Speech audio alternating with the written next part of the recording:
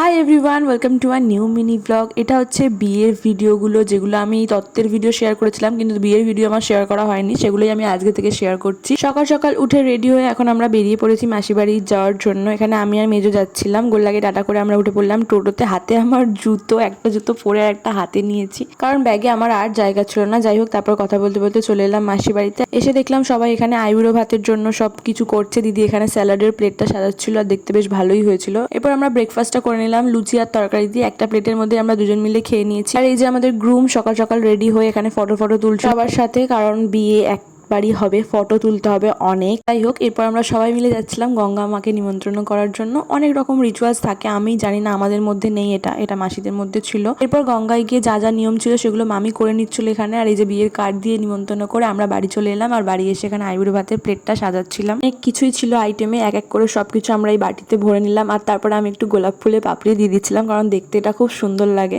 এরপর তো ভাত আর ভাজাভুজি প্লেটটা চলে এসেছিল, আর আমরা একটু ডেকোরেশন করছিলাম পান পাতা আর গাঁদা ফুল দিয়ে। তারপর ফাইনাল লুকটা ছিল কিছুটা এরকম, দেখতে খুবই সুন্দর লাগছিল। আমরা এবার 2-4টে অর্ডারও পেতে পারি, এরকম সুন্দর সাজি। যাই হোক, জোকস অফ দ্য পার্ট।